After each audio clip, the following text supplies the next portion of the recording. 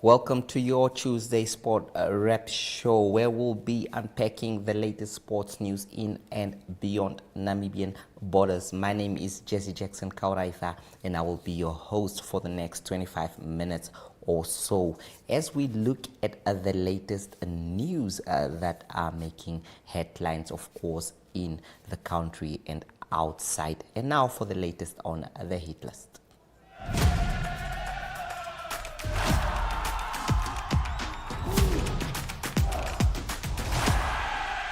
Of course, on the hit list, we start off with the MTC Nesta Sunshine and Boxing Fitness Academy. This is boxing news of the highest caliber, and in a recent interview, the MTC Nesta Sunshine Boxing and Fitness Academy promoter Nesta Tobias says his stable is just one call away from a world title fight.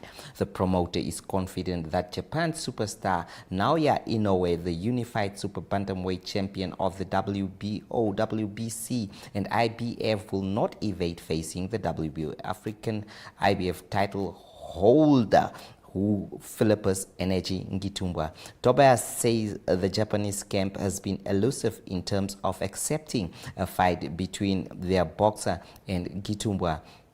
He is, however, optimistic that they might get a crack at a title fight early in 2026. I must say that the world title is just a call away because Energy is currently an African and global champion. I also believe that he is the most dangerous boxer in the world right now.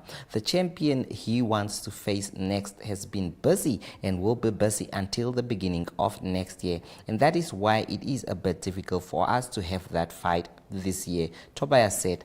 Financial challenges also face the promoter as the Japanese boxer is focused on fights that can bring optimal income with TV rights, and that is why it is rather difficult for Ngitumbwa to get a foot at the door for an immediate world title showdown. Tobias says Inoue has been attracting many potential opponents, but his camp will select those who can earn him a big payday. And of course, this is an important division in terms of the super bantamweight, and as we know that the Japanese is rated among the top boxers in the world, currently 31-0. He is undefeated and has 27 knockouts. So of course the fact that Ngitumbwa remains the African champion, he can make him a mandatory challenger. Of course, Nesta hoping that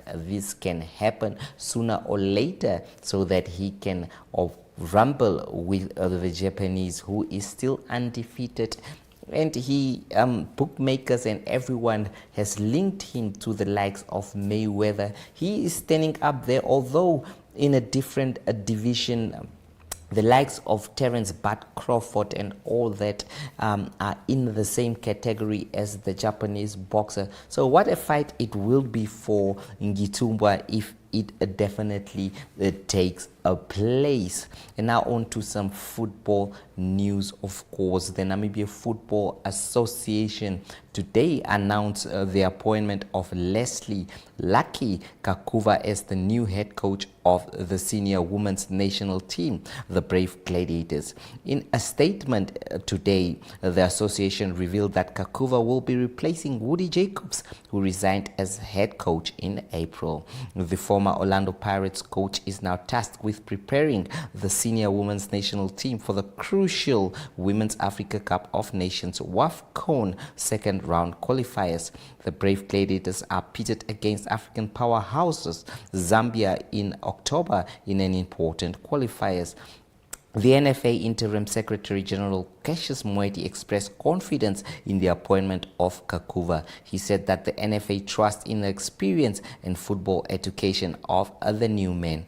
We are confident that Lake's experience and deep understanding of Namibian football will be valuable to the Brave Gladiators as they prepare for important challenges in the AFCON qualifiers, of course, the women's department in that nature.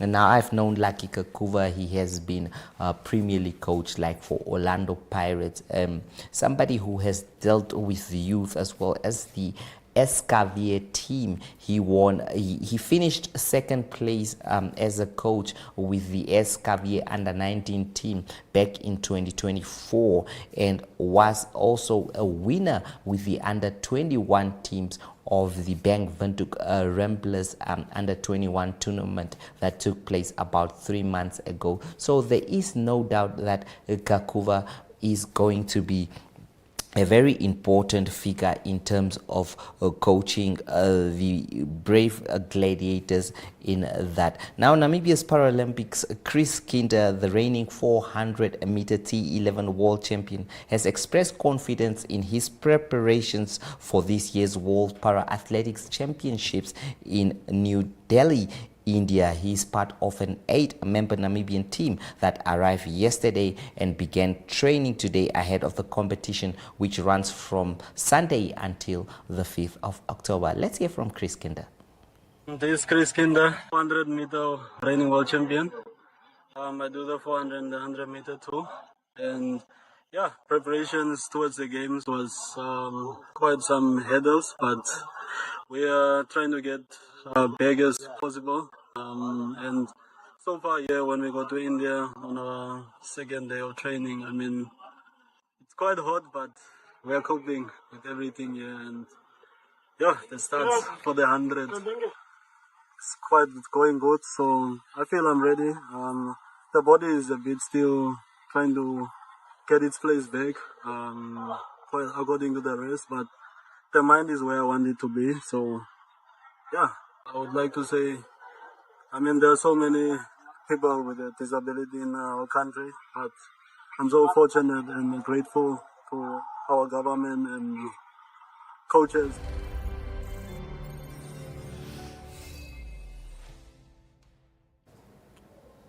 Well, we know that Namibia has always produced top para-athletes, the likes of Johannes Nambala, Ananias Shikongo, Johanna Benson, who brought silver from the Olympics and gold.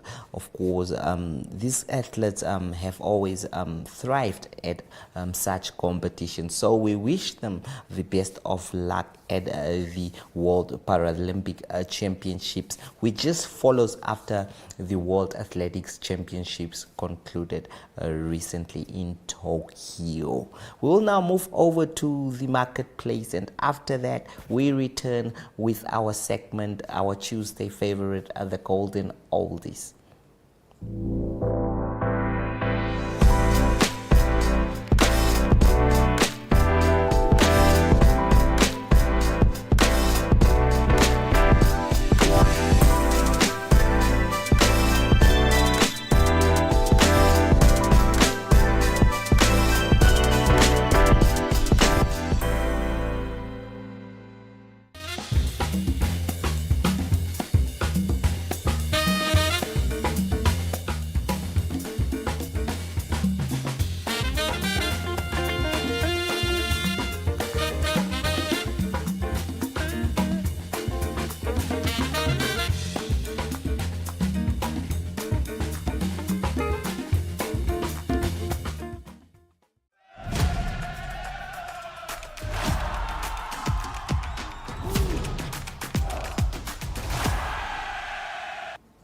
And now as we take you back into time, of course, there were players that graced the football pitch with honors. And one of them is Robertson Iyambo, who played for Tura Magic, as known now, the team that has become Ongos FC in the Premier League, as well as the Brave Warriors. Has been up and around. Of course, he still invests into football coaching and all that. They recently, in recent months, traveled to Botswana also to play in a Legends tournament and all, which makes him a befitted legend for this segment. So let's hear from Robinson Iyambo. Yeah, joined by a football legend, Robinson. Just to share more light on the trip to Botswana, the legends recently went to that side. Well, Mr. Yambo, can you just tell us how it was? Oh yeah, thank you very much. Thank you for having me. It was really good. It was a good experience. We managed to, it's actually a good initiative for the SADC legends and also Africa at large to be able to create network. Since after football, people go into different adventures, but it's also an opportunity sometimes to come and get those guys who are in business worlds also to provide sponsorships and stuff. But about the trip, it was really good. We really had fun and we got to also remember, take it back, take the days back a bit. It was really a good trip, well organized, and hopefully, I hope we also have something like this in our own country. All right. Um, I'm sure there was a lot of faces, but among the faces, which one was more exciting to meet that side? I think guys wouldn't really believe me, but the Zimbabwean team, there were a lot of guys like Peter Glovu, Esrom Nyandoro, those guys, Nengo Masha. It was really good rubbing shoulders with them also, and also have some discussions with them about Namibian football going forward. And also, obviously, it was also good, exactly like the South African squad, most of the guys were the squad that was in the 2010 World Cup. So, like the Lechalonyanas, the Noitu Melenkune, but it was really good, that was the most exciting, but the Zimbabwean squad. Okay. Looking at the fitness of the guys when you went that side, I mean, so most of the guys really do not practice anymore, no football activities. Was that a big test for the guys? Yeah, I think with honestly, especially with our team, it was a big challenge, because even in terms of preparation, the guys we came together. I think the day before we left at Eros Primary School, we had a friendly there, but you could see, yes, if they can get the ball to their feet, they could play. But apart from that, compare our fitness to the other teams, they were more prepared, and also their physical appearance was much better than ours. I think they learned from this trip that going forward, we need to prepare, and then we also need to lose a bit of weight, if you want to keep it going. All right. So, Yeah. Mr. Yambo, just tell me, what do you do now part time as a person that is retired from playing football? Yes, I'm a full-time coach. I'm a full-time coach, youth coach. I'm just into football now. Going forward, I think with the upcoming months, I'm preparing to do my CAFC license, and moving forward, I need to get my papers right because I really want to focus on football, on youth football, and also coaching youth football, because that's why one of the reasons also why I retired, because I really want to to concentrate, so I cannot focus on playing and also coming to coach. I just want to stay focused on coaching. So that's the way forward. That's what I also do. Thank you so much. Welcome.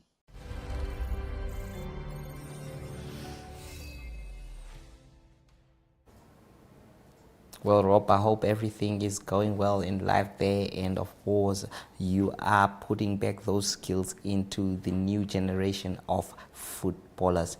We'll now cross over to the marketplace once again, and after that, we return with the spotlight.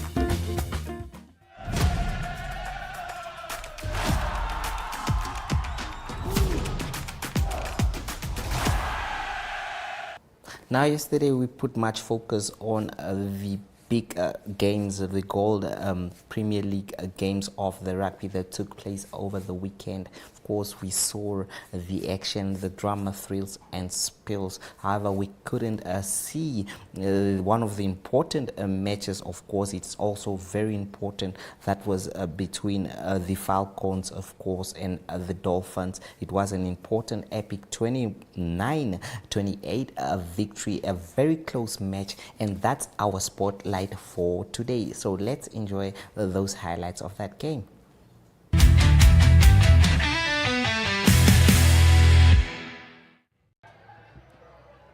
Ja, welkom by die afsluiting vir 2025 se JSB Silverbeker Premierliga finaal tussen FNB Dolphin en FNB Rehoboth Rugby Club.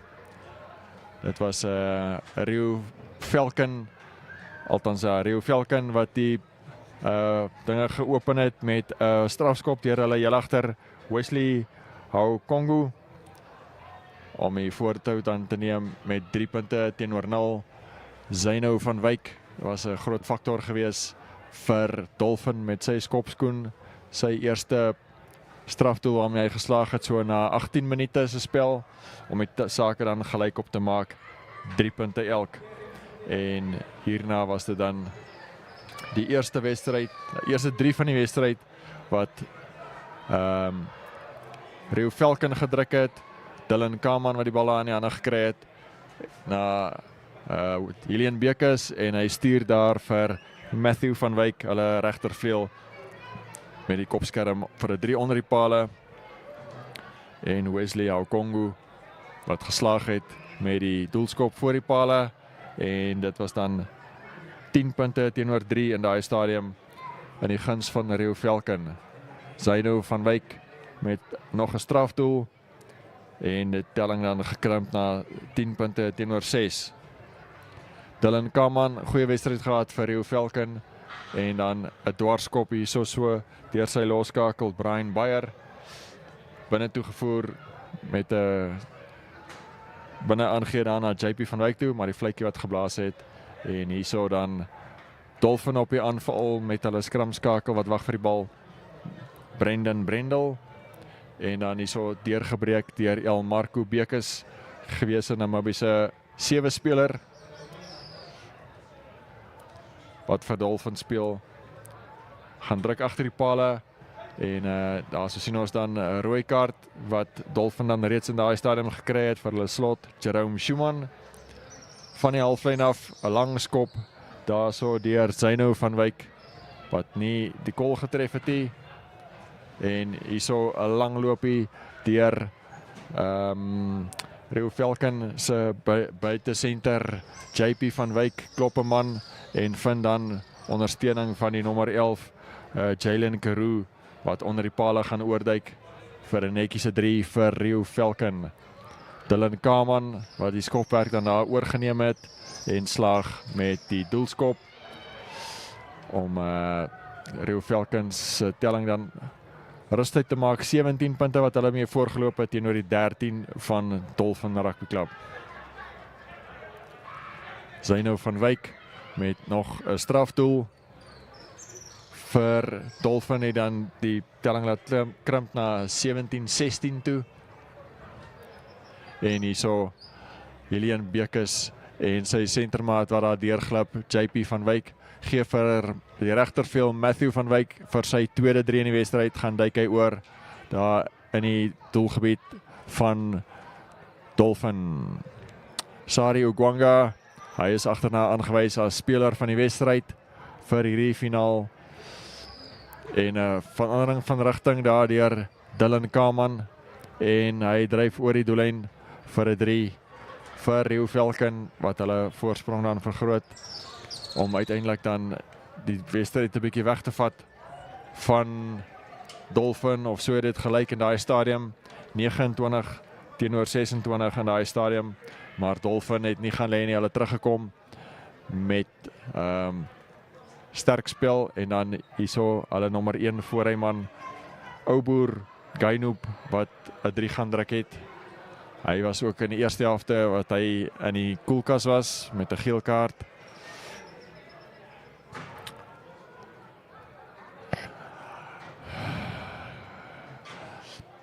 Dolphin op die aanval en hulle center Walter Jaar oorgewerk daarso vir 'n man nee 3 was nie, net 'n keerwerk gewees daardeur Rio Falcon en hierso Ronaldo Diergaard, hulle binne center wat vir Dolphin 'n 3 onder die pale gaan druk het in die laaste stadium van die wedstryd.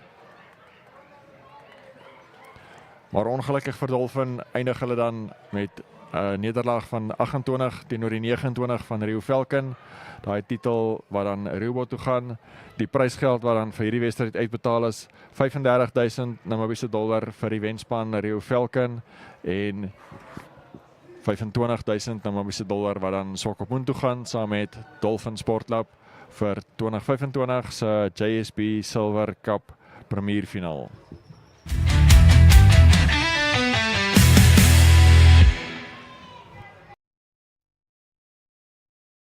Die tou deurgehak. Ons het gewen. Yes, Grootfontein baie trots op hulle. Baie trots op hulle. Verskriklik trots op hierdie manne, trots op die span. En ek dink die laaste 80 minute wat ons nou gespeel het, is die werkie. Die werk was hierdie jaar. Hierdie jaar se ryery, hierdie ouens wat hierdie duisende kilometers ry. Dit was die werk. Hierdie was die afsluiting, was die kersie op die koek. Die koek was hierdie jaar se harde werk. Ek wil net die geleentheid gebruik om vir die ouens te sê wat die speelkans vandag gekry het.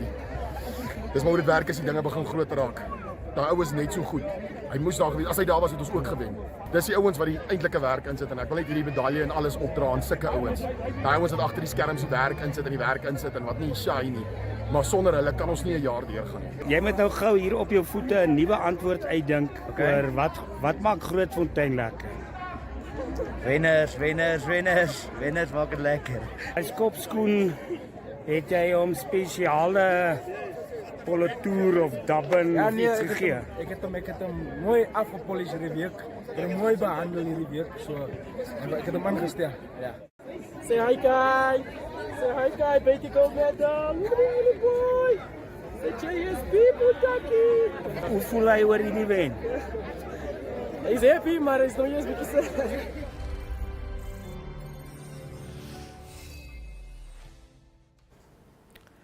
Well, those were some of the scenes there we witnessed as well, of course, from that final match between Wanderers and, of course, Grootfontein, a big one, Grootfontein there, making sure that they have all the breaking rights at the moment. Now, on the other side of the break is our international correspondent, Ari Oka, to give us the latest international news. From me, Jesse Jackson Kauraitha, it has been a privilege hosting you. Goodbye.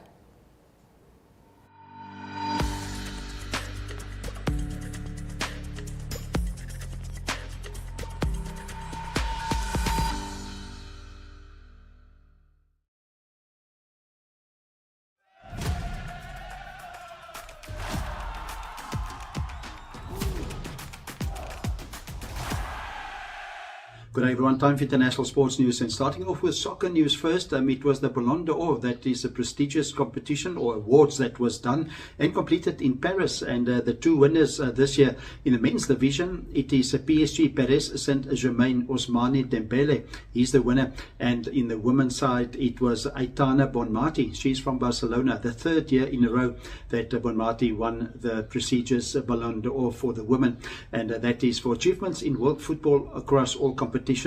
And so it was but Dembele that did well for PSG, for Paris Saint-Germain. He was a big component in to help PSG to win a continental treble, that is the past 12 months. Staying with football, it is on Tuesday the Carabao Cup in English football that will continue. It's a club competition similar to the FA Cup, and it will be Liverpool, the English Premier League champions, that will play at home against Southampton. Then it will be Wolverhampton, they will play at home against Everton. It is a tough season for Wolverhampton. They haven't won any games in 5 English Premier League games so far, so a tough assignment for them hosting Everton. Then also it will be Chelsea, that's got an away game against Lincoln.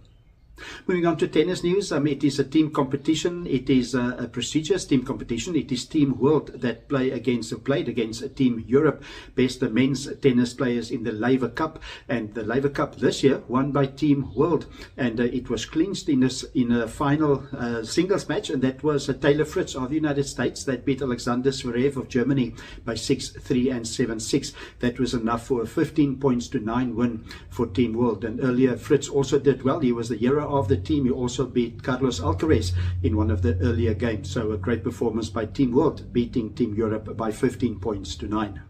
Closing off today's international sports news, it is Formula One racing news. The next Grand Prix will only be in 2 weeks' time. It will be on the 5th of October. On Sunday, the 5th of October, it will be the Singapore Grand Prix.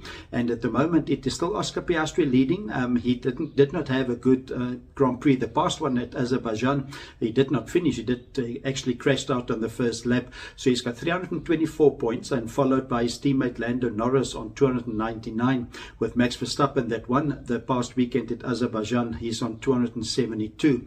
And all Formula One racing news from Red Bull is that Christian Horner formally left Red Bull. He was not in action anymore as a director for the team for a few months now, but he formally left, and there was a severance pay, a massive severance pay of 70 million. That is US dollars. So a big severance pay. It was Christian Horner that had big success with Red Bull over the years. He was, as director, they had 8 drivers championship that was won mostly. It was Max Verstappen, and then also 6 constructors championship wins. So that is international sports news for today. Hope you have a great sport day. We talk international sport again tomorrow. Goodbye.